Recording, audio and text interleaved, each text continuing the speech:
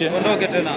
Bwana, kutoka mkutano mkuu wa klabu ya Young Africans 2026 kutokea hapa Superdome Masaki, nimekutana na baba yangu mratibu wa wanachama mkoa wa Mbeya, Saidi Castella, mtu bingwa kabisa. Bwana, ninakomuona nakumbuka mbali sana, ni mtu ambaye alitupa exposure. Tumeenda Mbeya Shangu, tukafika sehemu ndani wanakolima viazi vya kimataifa vinavyoenda Zambia, Malawi. Tukaenda huko kuwaona watu wana hela wanaziweka ndani. Kwa mara ya kwanza naona mtu ana milioni 400 anaweka ndani. Vipi mzee wangu? Fresh tu kabisa. Saidi Castella. Naam, ndio bingwa kabisa. Mtu bingwa kabisa. Ndio bwana, kwenye Yanga yako. Naam. Tuambie kwa namna ambavyo unajisikia furaha kufika kwanza hapa Superdome, sehemu ambayo leo bila shaka mnaenda kufanya maamuzi ya uongozi.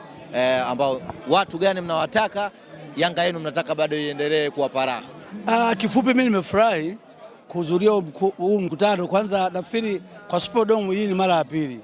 Kwa hiyo nimefurahi kuja kwenye huu mkutano ambao ni mkutano muhimu katika klabu yetu, huo unafanyika kila baada ya miaka minne. Kwa hiyo leo tuna kazi moja tu hapa ya kuwachagua viongozi ambao tunawataka waendeleze gurudumu letu la Young Africans. Ndio. Bwana, mimi nikupe pongezi sana kwanza. Mmoja ya kati ya waratibu ambao wanafanya kazi bora sana ukanda huu wa Mbeya. Yaani matawi mengi yameongoza kwa kujiandikisha. Huyu mzee bwana ndio anaongoza kwa kufanya shughuli hiyo, na tulibahatika kutembea naye kule kwenda kufanya kule bwana. Tulifurahi sana bwana, hakika mzee Castella unafanya kazi kubwa sana Mbeya. Vipi sasa hivi msimu huu kwa chama uliosajili timu yako ikija Mbeya? Maana ni sehemu ambayo watu wanapataga wakati mgumu sana na utakuwa shahidi. Timu yangu safari hii ya usajili, kwanza Mbeya tumeshika nafasi ya pili baada ya Dar es Salaam. Sisi tumesajili matawi 23, lakini tuna akiba matawi 9 ambao tumeyasajili ndani ya wiki moja iliyopita. Ilikuja timu ya Clinet, tumesajili watu 900 juzi, kwetu 900 ndani ya siku 6.